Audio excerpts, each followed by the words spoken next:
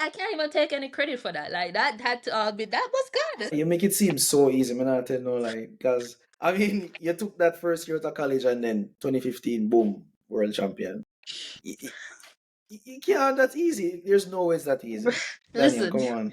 Come I on. can't take any credit for that. Like that had to all be that was God because Oh, sorry, I just show up and I do the work. I did the yeah. work.